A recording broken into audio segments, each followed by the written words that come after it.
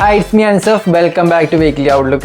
നമ്മൾ ലാസ്റ്റ് വീക്കിൽ നമ്മൾ ഡിസ്കസ് ചെയ്ത പേഴ്സ് എന്ന് പറഞ്ഞാൽ USD card, AUD USD, GBP USD. ഇത്രയും പേഴ്സ് ആയിരുന്നു നമ്മൾ ലാസ്റ്റ് വീക്ക് ഡിസ്കസ് ചെയ്തിട്ടുണ്ടായിരുന്നത്. ലാസ്റ്റ് വീക്ക് നമ്മൾ ഡിസ്കസ് ചെയ്ത പോലെ തന്നെയാണ് മാർക്കറ്റ് സംഭവിച്ചത്. നമുക്ക് ആദ്യം നോക്കാം.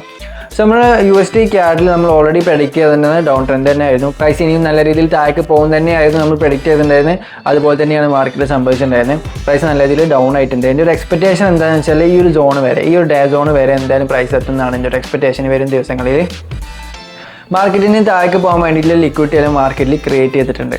നെക്സ്റ്റ് നമ്മൾ GBP USD ആണ് നമ്മൾ അനലൈസ് ചെയ്തിട്ടുണ്ടായിരുന്നത്.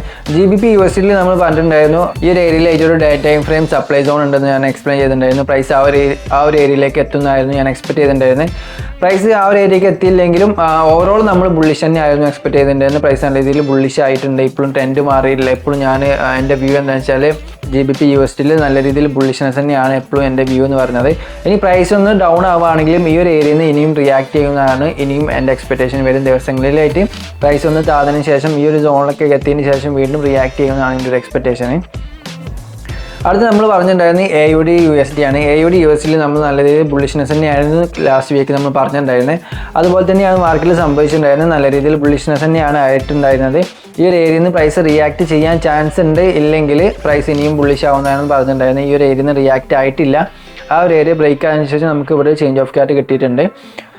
സോ ഇനി പ്രൈസ് നല്ല രീതിയിൽ ബുള്ളിഷ് ആവുന്നതാണ് എൻ്റെ എക്സ്പെക്ടേഷൻ. ഈ ഒരു ഫെയർ വാല്യൂ ഗ്യാപ്പിൽ നിന്ന് റിയാക്ട് ചെയ്തിട്ട് പ്രൈസ് ഇവിടെ ഡേ ടൈം ഫ്രെയിമിൽ നമുക്ക് ഈ ഒരു ഏരിയയിലായിട്ട് ഒരു സോൺ ഉണ്ട്, ഒരു സപ്ലൈ സോൺ ഉണ്ട്. പ്രൈസ് ആ ഒരു ഏരിയയിലേക്ക് എത്തുന്നതാണ് എൻ്റെ ഒരു എക്സ്പെക്ടേഷൻ വരും ദിവസങ്ങളിലായിട്ട്. സോ നെക്സ്റ്റ് വീക്കിൽ നമുക്ക് എന്താണ് സംഭവിക്കാൻ നോക്കാം ഈ ഒരു 3 പേരിൽ. സോ നിങ്ങൾ ട്രേഡ് ചെയ്യുമ്പോൾ പ്രോപ്പറായിട്ട് റിസ്ക് മാനേജ്മെൻറ്റ്, മണി മാനേജ്മെൻറ്റ് ഒക്കെ യൂസ് ചെയ്ത് ട്രേഡ് ചെയ്യുക. ഒരു വ്യൂ സെറ്റ് ചെയ്യുക. ഡേ ടൈം ഫ്രെയിമിലായാലും 4 ഹവറിലൊക്കെ നിങ്ങൾ ഏത് വ്യൂ ആണ് നിങ്ങൾ സെറ്റ് ചെയ്യാന്ന് വെച്ചാൽ ആ വ്യൂ അനുസരിച്ച് ട്രേഡ് ചെയ്യുക. ട്രെൻഡിന് അഗേൻസ്റ്റ് ട്രേഡ് ചെയ്യാതിരിക്കുക. സോ ഇത്രയും ഇൻഫർമേഷൻസ് ഞാൻ നിങ്ങൾക്ക് ഈ 3 പേഴ്സിൽ തന്നിട്ടുണ്ട്.